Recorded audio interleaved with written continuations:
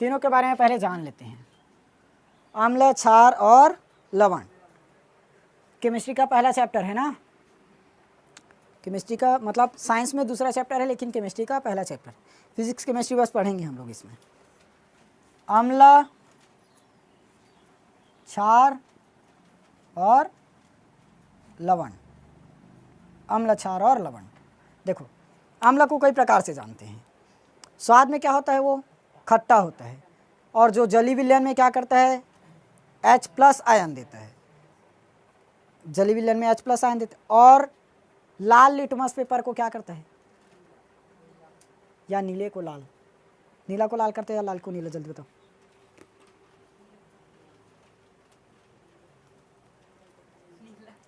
नीला litmus paper को क्या कर दे, लाल कर दे, वो क्या है, अम्ल। देखो, स्वाद में क्या होते हैं, खट्टे, स्वाद में खट्टे होते हैं। और नीला लिटमस पेपर को, नीला लिटमस पेपर इसको क्या कर दे, लाल को लाल कर देता है। हो गया। जो जली विलयन में क्या करता है, जलीय विलयन में H+ आयन मुक्त करता है। जलीय विलयन में H+ आयन मुक्त करता है। वैसे ही क्षार क्या होता है, जो स्वाद में क्या हो, थोड़ा तीखा हो। तीखा जानते हो ना, जो स्वाद में तीखा रहता है, एकदम ज़्यादा नहीं ना। दूसरा क्या हो जाएगा, लाल लिटमस पेपर को, लाल लिटमस पेपर को कर दे, कर देता है। यह है। तीसरा क्या हो जाएगा इसका, जो जली विलयन में क्या करे, जो जली विलयन में OH- आयन मुक्त करता है। देखो, जली विलयन में H+ और OH मुक्त कैसे करते हैं, देख लो। जली विलयन मतलब H2O जल है, H2O। जल को यदि मैं ऐसे तोड़ना चाहूँ तब किस में टूटेगा, H+ में और OH- में टूटता है। क्योंकि H के पास, हाइड्रोजन के पास क्या रहता है, एक इलेक्ट्रॉन रहता है। हाइड्रोजन का जाना है मतलब 1H, एक इलेक्ट्रॉन, उसका इलेक्ट्रॉनिक विन्यास, एक इलेक्ट्रॉन वो क्या कर सकता है, इसलिए यहाँ पर हो गया। इसको ऐसे भी कर सकते हैं, HOH। यहाँ पर मेरे पास 6 और एक OH, मतलब 2 बार हाइड्रोजन है और 1 बार ऑक्सीजन। इसको ऐसे भी लिख सकता हूँ, यहाँ पर हाइड्रोजन कितना बार है, 2 बार, तो हाइड्रोजन मैंने 2 बार लिखा, ऑक्सीजन 1 ही बार है तो 1 बार लिखा। हो गया। तो एक आयन है, मतलब एक इलेक्ट्रॉन है, वो दान कर सकते हैं। ऑक्सीजन के पास 8, तो इलेक्ट्रॉनिक विन्यास लिखे तब 2 और 6। ये 9th क्लास में सीख चुके हो इलेक्ट्रॉनिक विन्यास लिखना। तो इसको अभी अष्टक पूर्ण करने के लिए कितने इलेक्ट्रॉन चाहिए, 2 इलेक्ट्रॉन। अंतिम कक्षक में 8 रहना चाहिए ना, तो इसके पास तो 6 है, तो कितना इलेक्ट्रॉन चाहिए, 2 इलेक्ट्रॉन चाहिए। और हाइड्रोजन के पास रहता कितना है, 1 ही इलेक्ट्रॉन, तो एक हाइड्रोजन 1 ही इलेक्ट्रॉन दे सकता है। देखना है यहाँ पर, ये हो गया मेरे पास ऑक्सीजन। ठीक, लास्ट में कितना है, 6। ऐसे दर्शाना, 1 2 3 4 5 6, ऐसे मत दर्शा देना 1 2 3 4 5 6, ये गलत है। ठीक, ये हो गया 6 इलेक्ट्रॉन है। तो ये एक ऐसे दूसरे से ऐसे बंध बना सकता है, ये वाला भी ऐसे दूसरे से बंध बना सकता है। और हमारे पास एक क्या है, हाइड्रोजन है। हाइड्रोजन क्या करता है, 1 ही इलेक्ट्रॉन देता है, क्योंकि हाइड्रोजन के पास तो सिर्फ 1 ही है, 1 ही इलेक्ट्रॉन देगा। तो ये हो गया मेरे पास एक हाइड्रोजन, इसने अपना 1 इलेक्ट्रॉन किसको दे दिया, ऑक्सीजन को। अब कितना हो गया, 2 4 5 6 दे दिया हाइड्रोजन। तो एक हाइड्रोजन ने दिया तब 1 2 3 4 5 6 और ये 7 है अभी, लेकिन हमें चाहिए कितना, ऑक्सीजन के पास 8 चाहिए। तो अभी कितना हुआ, एक हाइड्रोजन ने दिया तब 7। तो अब दूसरा हाइड्रोजन भी यदि अपना 1 इलेक्ट्रॉन ऐसे ऑक्सीजन को दे दिया तब, अब कितना हुआ, 8 हो गया। गिनो, ये 1 ये 2, हाइड्रोजन ने 1 दे दिया तो अब ऑक्सीजन के पास आ गया ना, 2 हुआ। इसके पास 3, ये 4, 5, 6, 7, 8, 8 कंप्लीट। तो यहाँ से क्या बन गया मेरे पास, हाइड्रोजन कितना बार आया, 2, ऑक्सीजन 1, तो बन गया H2O। ऐसे बना है, क्लियर हुआ। और हाइड्रोजन के पास अंतिम में कितना रहना चाहिए, 2, क्योंकि हाइड्रोजन एक अकेले नहीं रह सकता ना, H2 रहता है या O2 रहता है या Cl2 रहता है या N2 रहता है, क्योंकि उसका अष्टक कंप्लीट नहीं है। अष्टक कंप्लीट नहीं है, अष्टक मतलब ये रहना चाहिए 2, 8, 18 या 32 ये रहता है।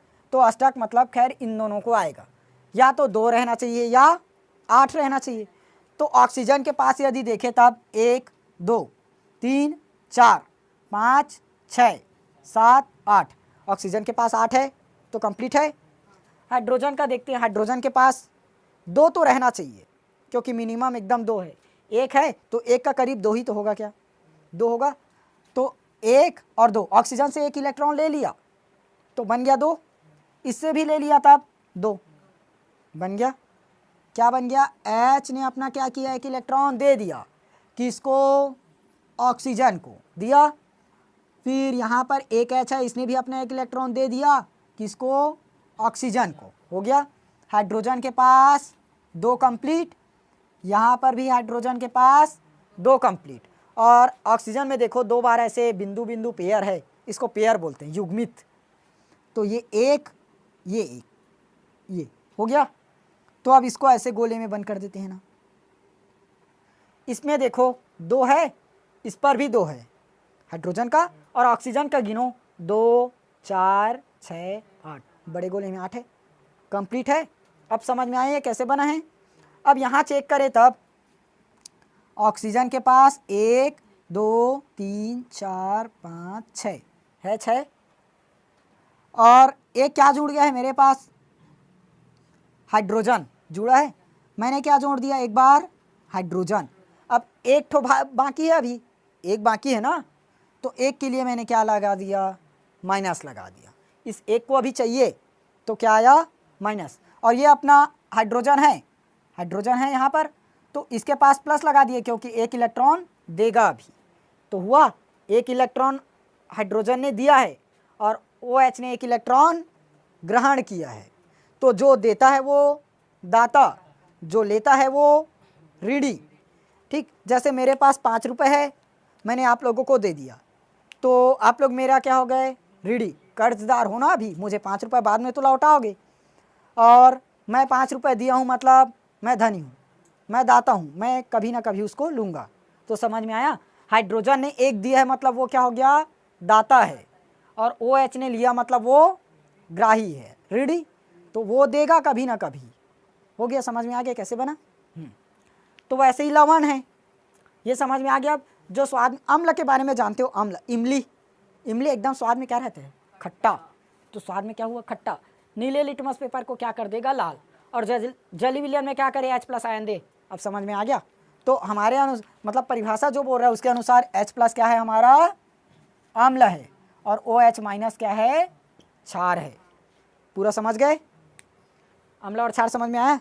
अब बात लवण, इसको लिखोगे, इसको लिख लेना, इसको लिखोगे सीधा। अब लवण जानते हैं, लवण, अम्ल और क्षार को मिला दो, बन जाएगा लवण। क्या करेंगे, अम्ल प्लस क्षार को मिला दिए, तब मुझे क्या मिल जाएगा, लवण प्लस पानी, ये भी मिलता है। अब पानी जानते हैं, पानी का कोई स्वाद रहता है क्या, नहीं रहता, स्वादहीन है, मतलब उदासीन। स्वादहीन मतलब उदासीन, ना तो उस पर प्लस है और ना ही माइनस। ये कैसे हुआ जानते हैं, देखो HOH है, ये हमारा किसका सूत्र है, HOH, पानी का सूत्र, जल, जानते हो ना, ये जल का सूत्र है, वाटर है। तो H में हमेशा क्या रहता है, बताया था अभी, प्लस, और OH में माइनस। तो 1 प्लस से 1 माइनस कटेगा, अब भी बताया था, मैथ्स में भी पढ़े थे, प्लस और माइनस कटा।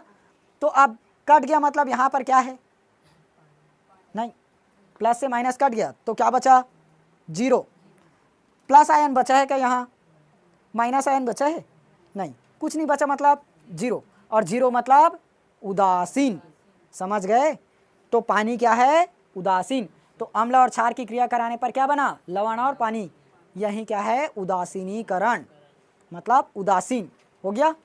अम्ल को मिलाए, क्षार को मिलाए, अम्ल में क्या है प्लस आयन 1, क्षार में क्या है OH माइनस 1, तो प्लस से माइनस कटा, क्या बना 0, 0 मतलब उदासीन। प्लस रहता तब उसको क्या बोल सकते थे, प्लस रहता तब अम्ल बोल सकते थे, OH। अब माइनस रहता तब क्षार बोल सकते हैं, लेकिन 0 आ गया तो लवण, लवण हो गया, उदासीन। ठीक, ये पहला कंडीशन पहचानने का।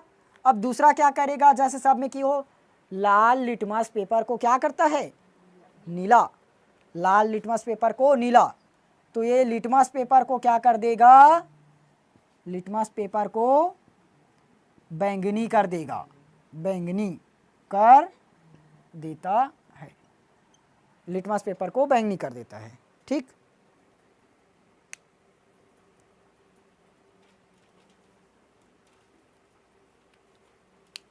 समझ गए पूरा, आ गया ना क्लियर। और कुछ बचा, हाँ, स्वाद में तीखा होता है तो इसका स्वाद उदासीन रहेगा, समझ गए, पूरा लिख लो।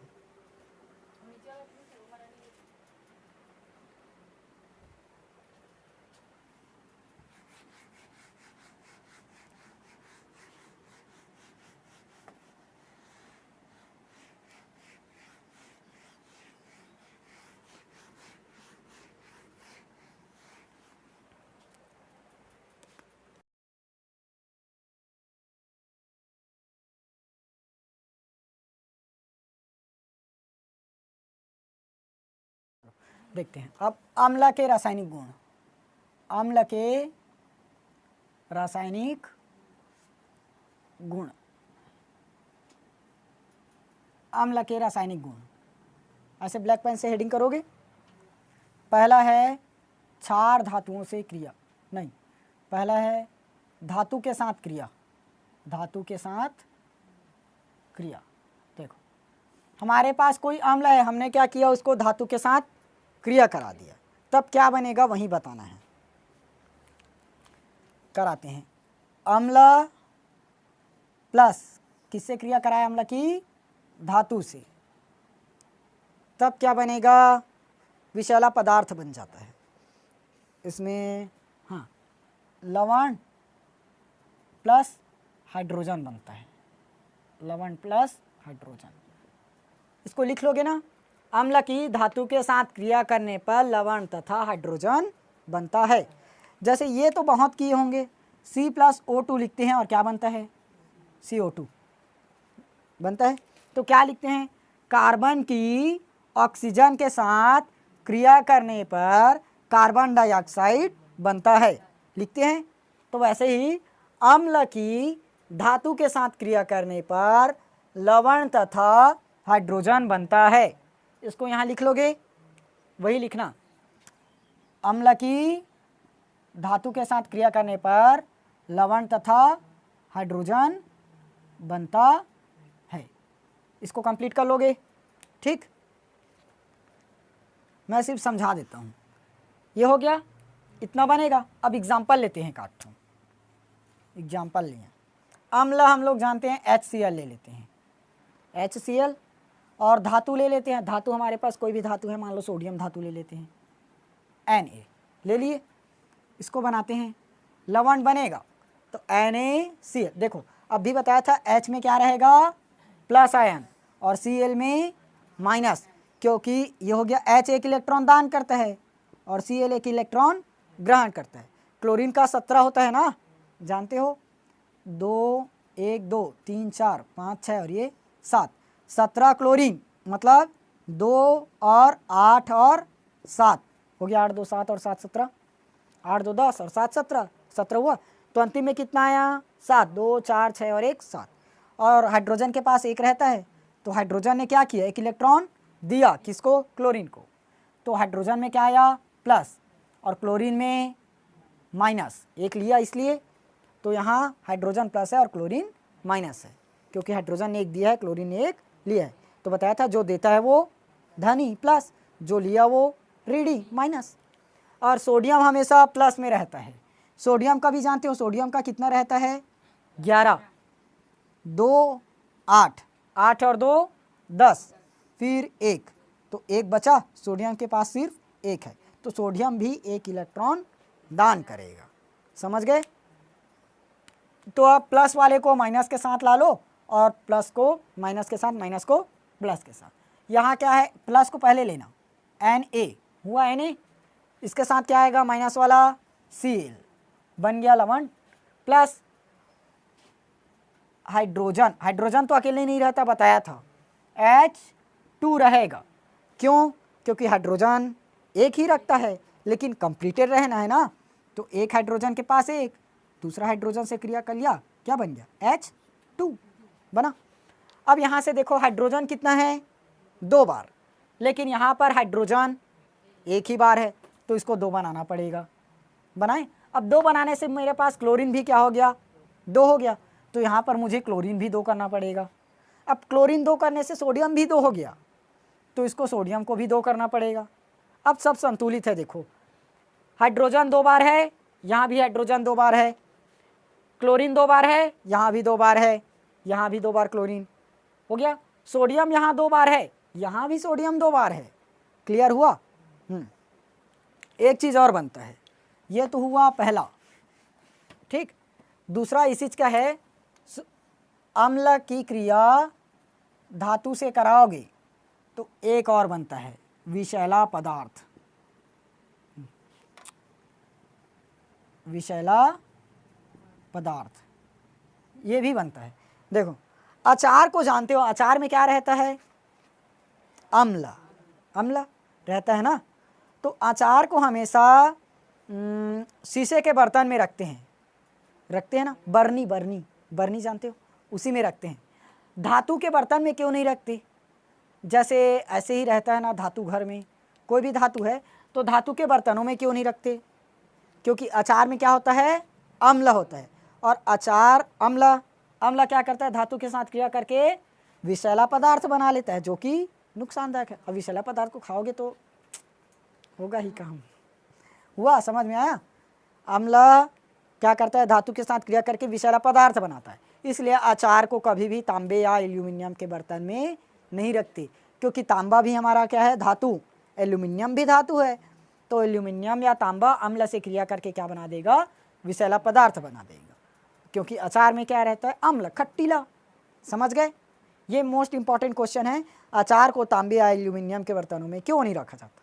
तो आंसर मिल गया, क्योंकि अचार में क्या होता है अम्ल, और अम्ल धातु से क्रिया करके विषैला पदार्थ बना लेता है, और एल्यूमिनियम और तांबा वो क्या है धातु है, तो विषैला पदार्थ बनेगा ही। समझ में आया पूरा? लिख लो।